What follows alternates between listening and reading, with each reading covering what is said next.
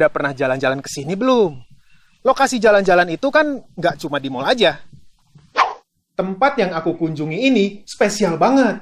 Tempat ini jadi saksi sejarah salah satu kerajaan Hindu di Indonesia. Di tempat ini ada sebongkah batu besar yang sangat berharga. Tapi tenang, bukan batu sembarang batu ya. Coba perhatiin deh. Batu ini ada bekas telapak kaki sama tulisannya.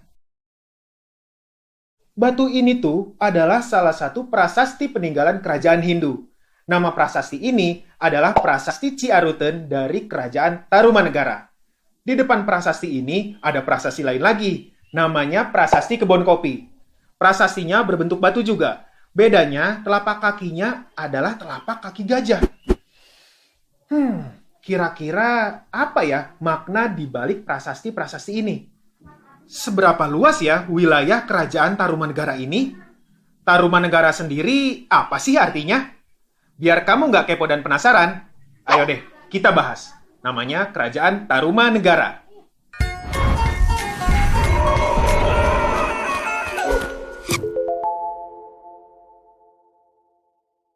Kerajaan Tarumanegara adalah kerajaan Hindu tertua kedua di Indonesia. Dilihat dari asal katanya, Tarumanegara berasal dari dua kata, Taruma dan negara. Negara punya arti kerajaan atau negara, sedangkan Tarum atau Nila merupakan nama sungai yang membelah Jawa Barat. Keberadaan tentang kerajaan Tarumanegara juga diperkuat dengan adanya berita Tiongkok yang pernah menyebutkan kerajaan Tolomo atau Tarumanegara. Kerajaan Tarumanegara pernah mengirimkan utusan mereka ke Tiongkok di tahun 528, 538, 665, dan 666 Masehi untuk kunjungan persahabatan. Kabar lainnya datang dari Gunawarman, seorang pendeta dari Kashmir yang mengatakan bahwa agama yang dianut rakyat Taruma adalah agama Hindu. Kerajaan Tarumanegara sendiri didirikan oleh Raja Diraja Guru Jaya Singawarman pada tahun 358 sampai 382 Masehi di tepi Sungai Citarum yang sekarang masuk dalam Kabupaten Lebak, Banten. Jaya Singawarman adalah seorang maharesi atau pendeta yang mulia dari India, tepatnya dari daerah Salankayana. Jaya Singawarman mengungsi ke Nusantara karena daerahnya diserang dan ditaklukkan kerajaan Magadha. Jaya Singawarman meninggal dan dimakamkan di tepi sungai di Bekasi, tepatnya di Kali Gomati. Tahta kerajaan digantikan oleh putranya, Dharma Yawarman di tahun 382 sampai 395 Masehi. Nggak banyak catatan sejarah yang bisa didapat tentang raja kedua kerajaan Tarumanegara ini.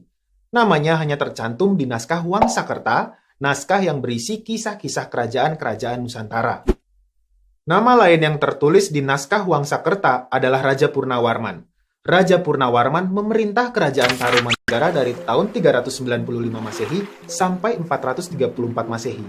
Dia bergelar Sri Maharaja Purnawarman Sang Iswara Digwijaya Bima Prakarma Suryamaha Purusa Jagatpati. Kerajaan Tarumanegara mencapai puncak kejayaannya ketika dipimpin oleh Raja Purnawarman. Kemasyuran Tarumanegara diabadikan dalam prasasti zaman Purnawarman tentang dibangunnya pelabuhan dan beberapa sungai sebagai sarana perekonomian. Pada masa Purnawarman, Tarumanegara juga memperluas kekuasaan dengan menaklukkan raja-raja kecil di Jawa Barat yang belum mau tunduk. Selain itu, pemerintahan di masa Purnawarman sangat memperhatikan pemeliharaan aliran sungai. Sungai-sungai diperbaiki. Kayak di tahun 410 Masehi, Purnawarman memperbaiki Kali Gangga hingga Sungai Cisuba yang terletak di daerah Cirebon. Selain itu, di tahun 334 Saka atau 412 Masehi, Purnawarman memperindah alur Kali Cupu yang mengalir hingga Istana Raja. Bahkan, di tahun 335 Saka atau 413 Masehi, Purnawarman memerintahkan membangun Kali Sarasah atau Kali Manukrawa atau yang sekarang lebih dikenal lagi dengan Kali Cimanuk. Dia juga memperbaiki alur Kali Gomati dan Candrabaga yang sebelumnya pernah dilakukan oleh Raja Diraja Guru, kakeknya di tahun 339 Saka atau 417 Masehi. Kali Gomati dan Candrabaga sendiri, menurut para ahli, sama dengan Sungai Bekasi sekarang. Terakhir nih, di tahun 341 Saka atau 419 Masehi, dia memerintahkan untuk memperdalam Kali Citarum yang merupakan sungai terbesar di wilayah Kerajaan Tarumanegara. Nah, Perhatian Purnawarman ternyata membawa dampak positif. Di antaranya bisa memperteguh daerah-daerah yang dibangun sebagai daerah kekuasaan Tarumanegara. Terus, karena sungai waktu itu berperan sebagai sarana perekonomian yang penting, pembangunan sungai-sungai itu membangkitkan perekonomian pertanian dan perdagangan. Setelah Maharaja Purnawarman bertahta, ada beberapa nama raja lain seperti Wisnuwarman yang berkuasa di tahun 434 Masehi sampai 455 Masehi. Terus digantikan anak beliau Indrawarman di tahun 455 sampai 515 Masehi. Kemudian ada Maharaja Candrawarman pada tahun 515 sampai 535 Masehi.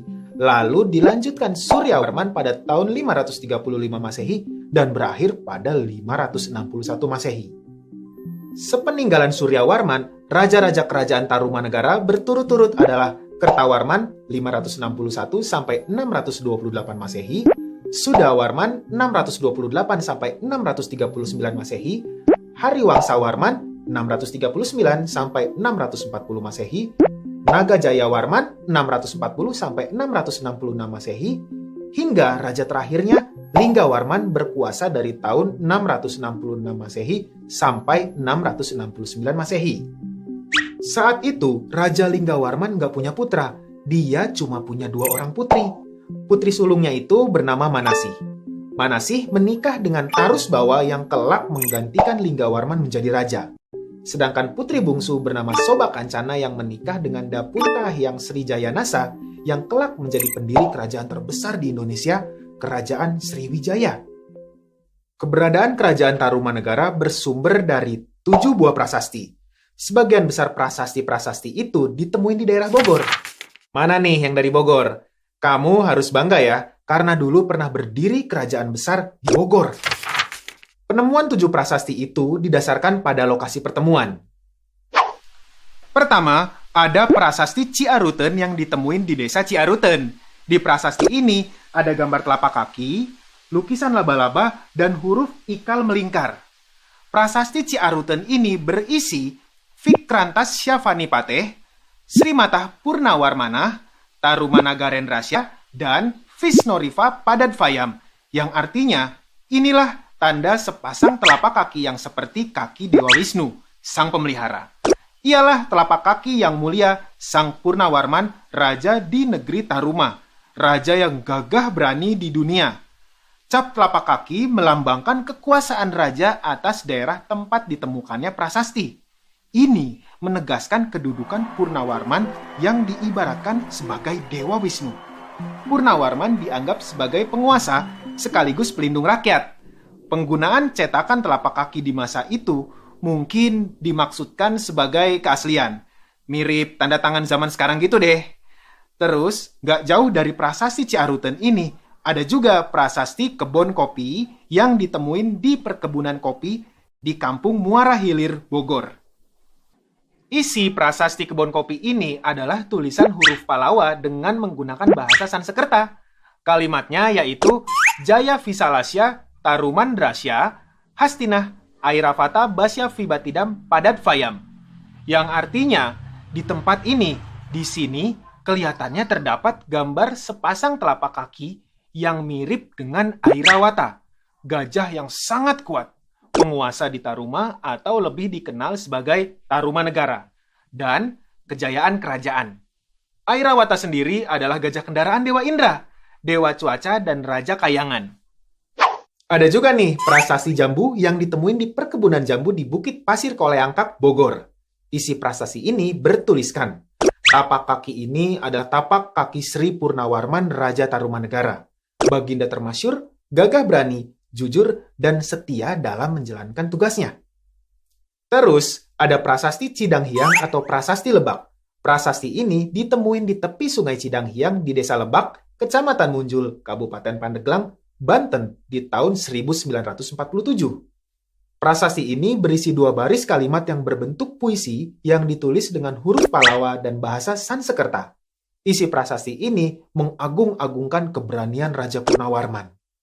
Nah, ada lagi juga prasasti Pasir Awi. Yang pasti, prasasti ini ditemuin di Pasir Awi, Bogor. Tapi sayangnya, prasasti ini belum bisa dibaca sama para ahli. Ya, sayang banget kan? Padahal kalau bisa kebaca, bisa dapat info lagi tuh tentang kerajaan Tarumanegara. Hmm. Ada juga prasasti yang senasib nih dengan prasasti Pasir Awi, prasasti Muara Cianten. Prasasti ini ditemuin di tepi Sungai Cisadane. Prasasti ini masih terdapat di pinggir sungai. Sayang ya, belum bisa dibaca, jadi nggak bisa mengungkap sejarah kerajaan Tarumanegara. Terakhir, yang menarik itu adalah prasasti Tugu. Prasasti ini jadi prasasti terpenting dan terpanjang dari Raja Purnawarman yang waktu itu udah bertahta selama 22 tahun.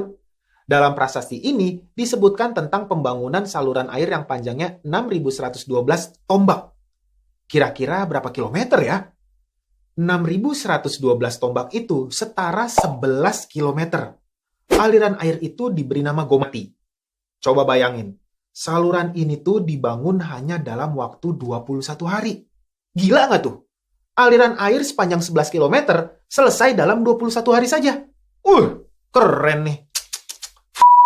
Dari prasasti-prasasti tersebut, kita bisa nyimpulin kalau waktu itu di Jawa Barat udah ada kerajaan yang besar dan cukup makmur. Tapi sayangnya kejayaan kerajaan itu suram ketika Tarumanegara dipimpin oleh Sudawarman. Tarumanegara udah mulai nampak mengalami kemunduran. Salah satunya adalah pemberian pemerintahan sendiri atau otonomi kepada raja-raja bawahan yang diberikan oleh raja-raja sebelumnya, enggak disertai hubungan dan pengawasan yang baik. Akibatnya, para raja bawahan merasa enggak terlindungi dan enggak diawasi.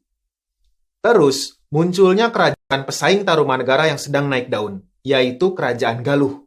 Sehingga terjadi pemberontakan. Hingga raja terakhir Linggawarman enggak punya anak laki-laki. Jadi, pamor Tarumanegara terus merosot dan akhirnya kerajaan ini pecah jadi dua kerajaan.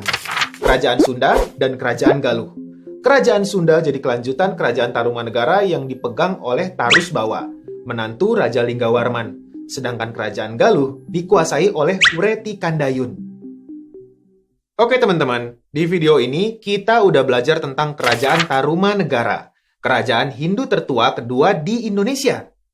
Keberadaan kerajaan Tarumanegara ini diperkuat dengan adanya berita Tiongkok dan dari seorang pendeta dari Kashmir yang bilang bahwa agama yang dianut rakyat Taruma adalah Hindu. Kerajaan Tarumanegara sendiri didirikan oleh Raja Diraja Guru Jaya Singawarman, dilanjutkan oleh Raja Dharmayawarman Purnawarman. Di masa kepemimpinan Purnawarman, kerajaan Tarumanegara mencapai puncak kejayaannya. Hal ini dibuktiin dengan 7 prasasti yang ditemuin. Dari prasasti-prasasti itu, kita bisa lihat kemakmuran kerajaan Tarumanegara. Tapi sayangnya, kemakmurannya harus diikuti kemundurannya, hingga kerajaan Tarumanegara ini dipisah jadi dua kerajaan, Kerajaan Sunda dan Kerajaan Galuh. Kalau kamu mau ngulang lagi materi tentang sejarah kerajaan Tarumanegara ini, kamu bisa klik timestamp yang ada di bawah video ini ya. Sampai jumpa di video selanjutnya. Dadah! Tarumanegara merupakan kerajaan Hindu kedua.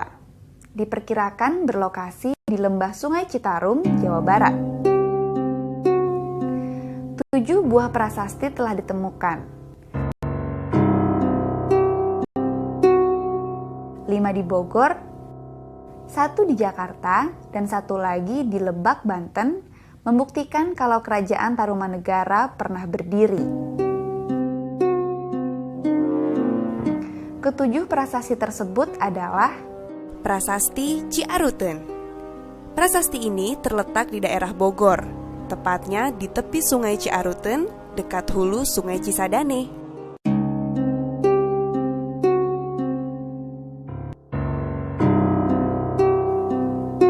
Prasasti Kebon Kopi. Letak prasasti ini berada di Kampung Muara Hilir, Cibungbulang, Bogor.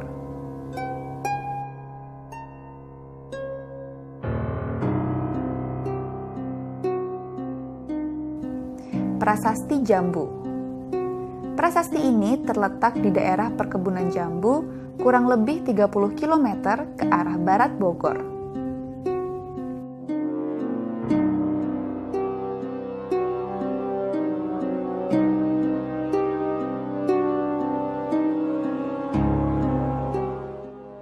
Prasasti Pasir Awi. ditemukan di daerah Citerep, Cibinong, Kabupaten Bogor.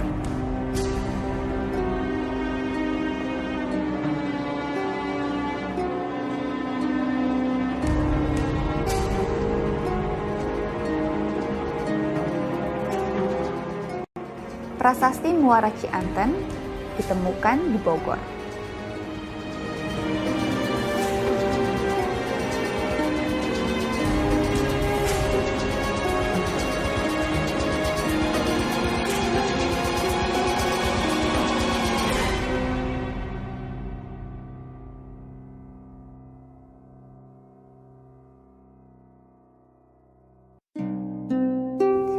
Prasasti Lebak Munjul Cidanghiang ditemukan di Kampung Lebak di tepi Sungai Cidanghiang, Kecamatan Munjul, Kabupaten Pandeglang, Provinsi Banten.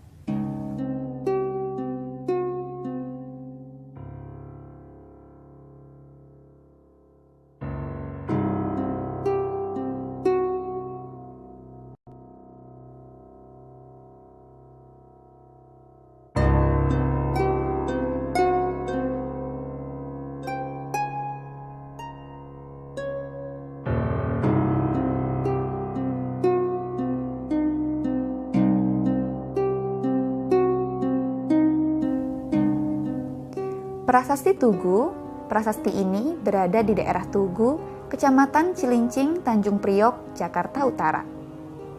Prasasti yang ditulis dengan huruf Palawa dan berbahasa Sanskerta tersebut tidak berangkat tahun. Namun, bila dilihat dari langgam atau bentuk hurufnya, prasasti tersebut ditulis kurang lebih pada abad 5 Masehi. Adanya kerajaan Tarumanegara juga dapat diketahui dari berita atau catatan musafir Cina, antara lain bernama Fahian yang pernah berkunjung ke Tarumanegara pada tahun 414 Masehi. Fahian menyebutkan Tolomo untuk kerajaan Tarumanegara. Sumber lainnya yang membuktikan keberadaan kerajaan Tarumanegara berupa Arca Rajasi. Pada saat diperintah Purnawarman, kerajaan Tarumanegara mencapai masa keemasan. Purnawarman adalah seorang raja yang menganut agama Hindu. Masyarakatnya sebagian besar menganut agama Hindu dan sedikit dijumpai orang-orang yang beragama Buddha serta sebagian masih animisme. Oleh karena itu, kerajaan Tarumanegara dikenal sebagai kerajaan Hindu.